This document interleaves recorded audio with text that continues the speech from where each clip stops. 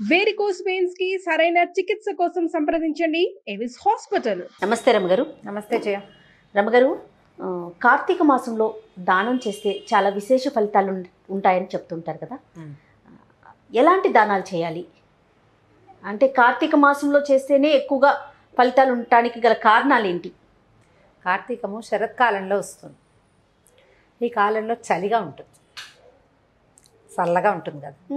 కప్పుకునేందుకు దుప్పట్లు దానం చేస్తే సంతోషించరు అవతల వాళ్ళు. అందుకని విశేషమైన ఫలితం ఇస్తుంది. ఎంత చక్కగా చెప్పారండి. అంతే. మనకి ఇప్పుడు కార్తీకం మనం పరమ పవిత్రమైన మాసంగా భావిస్తాం. అవునవును. ఈ కార్తీక మాసంలో నువ్వులు దానం చేస్తే విశేషమైన ఫలితం. ఎందుకంటే కార్తీకంలో ఒంటికి కావాల్సిన వేడినిచ్చేవి నువ్వులు. అందుకని నువ్వుల దానం చాలా మంచిది. ఉసిరికాయలు దానం చేస్తారు. కార్తీకంలో ఉసిరి చెట్టులో విష్ణువు యొక్క సన్నిధానం ఉంటుందని చెప్తారు. ఉసిరి చెట్టుని కృష్ణుడిగా విష్ణువుగా భావించి వివాహం కూడా చేస్తారు. ధాత్రి తులసి కళ్యాణం, తులసి చెట్టుకిను ఉసిరి చెట్టుకి పెళ్లి చేస్తాం.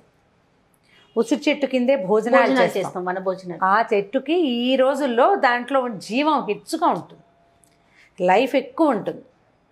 ఎక్కువ సి విటమిన్ ఉండేటువంటి ఉసిరికాయల్ని దానం చేస్తే కూడా చాలా మంచి ఫలితం లభిస్తుంది. ఇప్పుడు పురాణం ప్రకారం అయితే బ్రాహ్మడికి దానం చేయండి, బ్రాహ్మడికి దానం చేయండి అదే చెప్తారు. బ్రాహ్మడికే దానం చేయాలా అని అడిగితే నేను అక్కర్లేదని చెప్తా. పురాణంలో చెప్పబడింది. పురాణం కృతయుగం నాడో త్రేతాయుగం నాడో లేకపోతే ద్వాపర యుగం నాడో చెప్పబడ్డాయి, లేదా తొలి కాలంలో చెప్పబడింది. అప్పట్లో బ్రాహ్మణులు ఏం చేసేవాళ్ళు? ఇప్పుడు మనం చెప్పుకునేటట్టుగా పంతుళ్ళు, మీరు రిజర్వేషన్ లేని వ్యవహారాలు అవన్నీ ఆ కాలం నాటివి కాదు. అప్పుడు బ్రాహ్మడు దేశానికి ఉపయోగపడే పని చేసేవాడు. అప్పట్లో దేశానికి ఉపయోగపడే క్రియ ఏంటంటే యజ్ఞయాగాదులు. యజ్ఞం యాగం చేయటం వల్ల ఏమవుతుంది? వర్షాలు విరివిగా పడేవి. దానివల్ల సస్య సంపద, ధాన్య సంపద పెరిగేది. రాజులకి సహాయకారిగా ఉండేవాళ్ళు బ్రాహ్మణులు. అంచేత ఈ గోబ్రాహ్మణ హితం కోసం పనిచేయాలి ప్రతివాడు అని భావించేవాళ్ళు. ఇప్పుడు వాన రాజుగారికి ఒక్కడికే కాదు అవసరం, ప్రపంచం వల్ల అందరికీ అవసరం. అందుకని అందరూ బ్రాహ్మణ్ణి పూజించాలని ఆనాటి నియమం. ఇప్పుడు మీరు గౌరవించండి, పూజించి భావించి అన్నీ వాళ్ళకే ఇచ్చేసి ఏం చెయ్యక్కర్లేదు. ఎవరికైనా దానం చేసుకోవచ్చు. ఇప్పుడు ఈ ఉసిరికాయలు దానం చేయడం, ఇప్పుడు మన ఇంట్లో ఒక పూజ చేసుకున్నాం, మోయనివ్వండి, ఎవరికైనా స్వయం పాకం ఇవ్వండి అంటారు. సాధారణంగా స్వయం పాకం ఎవరికి ఇస్తారు? బ్రాహ్మణులకి. నేను చెప్పకపోయినా, పురాణంలో చెప్పకపోయినా మనం ఏం చేస్తాం? బ్రాహ్మణులకి అన్ని ఇస్తాం. స్వయం పాకం కాసిన బియ్యము, కొంచెం పప్పు, తర్వాత చింతపండు, ఎండుమిరపకాయలు, బెల్లము, ఒక కూర ఏదైనా కొంత దక్షిణతోటి బ్రాహ్మడికి ఇచ్చి దండం పెట్టుకుని తీసుకుంటారు. ఇది పద్ధతి. ఇప్పుడు దాన విధిగా చేయాలంటే, నువ్వులు దానం చేయాలంటే నేను నువ్వులు ఇస్తా తీసుకుంటే ఎవరు తీసుకోరు, నువ్వులు దానం పడితే అది ఏదోనని భయపడతారు. అందుకని నువ్వులతోటి ఏదైనా పిండి వంటలు చేసి, ఎలాగా మన నువ్వులు చిక్కీలు, నువ్వుల ఉండలు చేయటం, చిమ్మిరి చేయటం, లేకపోతే జీళ్ళు, బెల్లం జీళ్ళు ఉంటాయి, చుట్టూతా నువ్వులు ఉంటాయి కదా, అట్లా వాటిని మనం ఆ నలుగురికి పంచిపెట్టినట్టు కూడా నువ్వులు దానం చేసిన ఫలితమే లభిస్తుంది మనకి.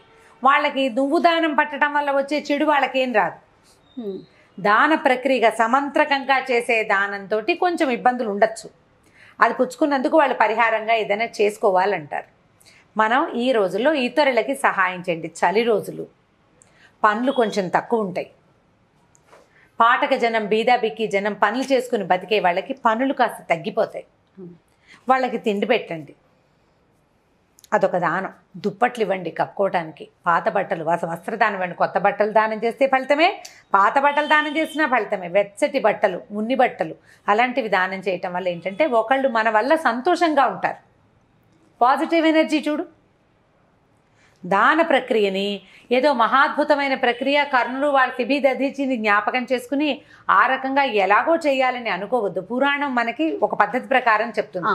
అందులో నుంచి ఈ రోజుకి మనకి అవసరమైన విషయాన్ని తీసుకోవాలి, మన అవకాశాన్ని బట్టి తీసుకోవాలి. ఇప్పుడు నదీ స్నానం చేయాలి కార్తీకంలో. ఏ నదికి వెళ్తావు రోజు నువ్వు? ఈ ఊళ్ళో నుంచి వెళ్ళలేకపోతామే. అప్పుడు ఏం చేస్తాం మనం? గంగను దలుచుకుంటూ గంగే చేమినే చేవ గోదావరి సరస్వతి నర్మదే సింధు కావేరి జలేస్మిన్ సన్నిధిం కురు అని ఈ నీటి యందు ఈ మొత్తం నదీ జలాలన్నీ ఉన్నట్టుగా భావించి హరగంగే అని గంగానదిని తలుచుకుని స్నానం చేస్తే సూక్ష్మంలో మోక్షం, ఆ నీళ్లలో గంగానది ప్రవేశం ఉంటుంది. నీళ్ల యందు ఈ రోజుల్లో గంగ యొక్క శక్తి ఉంటుంది. వేదాల యొక్క శక్తి కూడా నీటి యందు ఉంటుందని కార్తీక పురాణంలో చెప్పబడింది. అందుకని ఈ నీటిని ఇట్లా భావిస్తాం. అలాగే మనం దానం చేసేటప్పుడు కూడా అలాగే దీన్ని నా శక్తి అనుసారం చేస్తున్నానని భావించి, దానం వల్ల మనకు అనుకూడే మహాద్భుత ప్రయోజనం కంటే మనం ఇతరులకు ఇవ్వటం వల్ల వాళ్ళకి ఉపయోగపడుతున్న విషయాన్ని ఆలోచిస్తే చాలా బాగుంటుందని అనిపిస్తుంది నాకు. చాలా ఖచ్చితంగా చెప్పారు. మంచి విషయం. ఇప్పుడు పచ్చళ్ళు పెట్టుకుంటాము, ఊరగాయలు అవి, ఎవరికైనా ఊరగాయ దానం చేయండి. అదేదో బృహత్ కార్యక్రమం కింద కాకుండా మనకి ఎంతవరకు అవకాశం ఉంది, ఎంతవరకు ఇప్పుడున్న సమాజానికి అవసరం, అదే కూరలు కూరగాయలు ఇవ్వటం.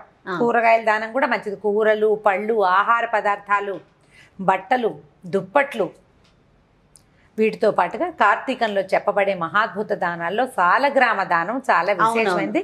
మంత్రంతో చేస్తాం. అది సాలగ్రామ దానంగా మనం చేతితో చేసేది కాదు. అది ఒక బ్రాహ్మణోత్తముని ఎవరినో చూసుకుని, అయ్యా సాలగ్రామ దానం చేయదలుచుకున్నాను అంటే వాళ్ళే సాలగ్రామం తీసుకొచ్చి దానికి ఇంత డబ్బులని పెడతారు పద్ధతి. మరి సూక్ష్మంలో మోక్షం చేయాలి కదా. సాలగ్రామ దానం చాలా విశేషమైన ఫలితాన్ని ఇస్తుంది. నదీ తీరాల్లో సాలగ్రామ దానం చేస్తే ఇంకా ఫలితాన్ని ఇస్తుంది అంటారు. ఇవి మంత్రంతో చేయదగిన దానాలు ఏవైనా పెద్దవారిని ఎవరైనా కనుక్కొని మన ఇంట్లో ఉండే పురోహితుడును, మన ఇంటి పురోహితులు, సమీపంలో ఉన్న దేవాలయంలో ఉన్న అర్చక స్వాములు ఎవరినైనా మనకి అలవాటు ఉన్న వాళ్ళని అడిగి దీపదానం ఒకటి, దీపాన్ని దానం చేయటం. అజ్ఞానాన్ని పోగొట్టేది, అజ్ఞానాంధకారం నుంచి జ్ఞానంలోకి మన తీసుకెళ్లేది దీపం. ఆ దీపాన్ని దానం చేయటం కూడా మంచి ఫలితాన్ని ఇస్తుంది. దీనికి ఒక నేను సూక్ష్మమైన మెథడ్ చెప్తాను చూడు. మన ఇంట్లో పని వాళ్ళే ఉన్నారు, మనకు వాచ్మెన్ ఉంటాడు, సహాయం చేసేవాళ్ళంటారు. 4 బల్బులు కొనివ్వండి, ట్యూబ్లైట్ కొని పెట్టండి. ప్రత్యక్ష దీపం, మన దీపం బియ్యపిండి దీపం పెట్టి దీపం దానం చేస్తే బ్రాహ్మణుడికి ఎలాంటి ఫలితం వస్తుందో, వాళ్ళకి అవసరమైతే 4 బల్బులు వాళ్ళ ఇంట్లో పెట్టుకోవడానికి, ఏదైనా పిల్లలు చదువుకోవడానికి ఒక ఎమర్జెన్సీ ల్యాంపో ఇచ్చినా కూడా అలాంటి ఫలితం వేస్తుంది. ఇలాంటి విషయాన్ని ఈ రోజుకి కుదిరేలాగా మనం ఆలోచించుకోవాలి. ఇదివరకు రోజుల్లోగా లాగా ప్రమిదిల్లో నూనె పోసుకొని ఒత్తి వేసుకొని వెలిగించుకో అవసరం లేదు కదా. అవసరం కరెంట్ వాడుతున్నాం. దానికి తగినట్టుగా ఒక సహాయకారిగా ఉండేలాగా ఒకటి ఏదైనా ఇవ్వండి ఎవరికైనా. వాళ్ళకి ఆ దీపం ఉపయోగపడిన నాళ్ళు మీ తాలూకు పాజిటివ్ ఎనర్జీ పెరుగుతుంది కదా. అవునా కాదా? ఖచ్చితంగా. ఇది వరకు లస్టర్లు అవి పెట్టుకుని చీకట్లో దీపాలు పెట్టుకునేవాళ్ళు. ఇప్పుడు ఏది అవసరం లేదు, ఇప్పుడు అది లేదు కదా. మనమంతా ఇలా వచ్చేసాం. అవకాశం ఉండి మీకు చేయాలన్న మనసుంటే బ్రాహ్మణుడికి దీపదానం చేసుకోవటం విశేషమైన ఫలితాన్ని ఇస్తుంది. ఒకవేళ అలాంటివి మీకు ఆసక్తి లేకపోతే ఈ రోజుల్లో మనం ఇలాంటిది కూడా హెల్ప్ చేయొచ్చు. దానివల్ల కూడా మనకి ప్రయోజనం సిద్ధిస్తుంది. అంటే ఇక్కడ ప్రధానంగా మనం చూడాల్సింది దానం చేయటం, అంతే కదా రమ్మగారు? అంతే, సహాయం చేయటం ఎవరికైనా. దానివల్ల మనకి ఎంత రావాలో ప్రయోజనం అది దానంతట అదే వచ్చేస్తుంది. నాకెందుకో దానం అనే పదం కన్నా సహాయం అంటున్నారు చూసారా, అది కొంచెం మనకి కనెక్ట్ అవుతున్నట్లు అనిపిస్తుంది. అవును, దాన ప్రక్రియ పురాణంలో చెప్పారు. అవును, దాన్ని సహాయ ప్రక్రియగా చేయండి మీరు. ఇప్పుడు దానం అంటే ఏమిటి చేయ, మనం ఒకళ్ళకి ఇస్తాం, తిరిగి తీసుకో. సహాయం కూడా అలాంటిది. అవును, ఇప్పుడు నేను నీకు ఇది చేశాను, నువ్వు నాకు ఇది చెయ్యి అని అడిగితే దాన్ని సహాయం అనరు కదా. అలాంటిది చేయండి. రెండిటికి ఒకటే అర్థం రమ్మగారు. కానీ మాట్లాడుకునేటప్పుడు ఇప్పుడున్న దానికి మనకి సహాయం అనగానే కొంచెం మంచి పదం లాగా అనిపిస్తోంది. దానం అంటే ఏదో ఎవరికో లేని వాళ్ళకి ఇచ్చేస్తున్నారా, అదేదో పెద్ద కార్యక్రమం కింద అలా భావించకుండా ఇలా చేయొచ్చు. ఇతరులకి సహాయం చేయండి. ఫుడ్ ఐటమ్స్ ఎవరికైనా ఇవ్వటము అవన్నీ కూడా మనకి మంచి ప్రయోజనాన్ని ఇస్తాయి. ఈ కాలంలో ఒంటికి వెచ్చదనాన్ని ఇచ్చేటువంటి బట్టలు లాంటివి ఇవ్వటం కూడా మంచి ప్రయోజనాన్ని ఇస్తుంది. దానివల్ల ఏంటంటే ఒకళ్ళు సంతోషంగా ఉంటారు. వాళ్ళ మంచి సమయంలో హాయిగా పడుకుని వాళ్ళు ఇచ్చారు, చక్కగా నేను వాళ్ళు పడుకున్నానని మనని మంచి సమయంలో తలుచుకుంటారు. అది చాలు కదా. అది మనకి పాజిటివ్ ఎనర్జీని ఇస్తుంది. అంతే. తప్పకుండా. నమస్తే. నమస్తే. అత్యాధునిక ఫీచర్స్ తో బెస్ట్ క్వాలిటీ సినిమా చూడండి USK లగ్జరీ హోమ్ సినిమాతో.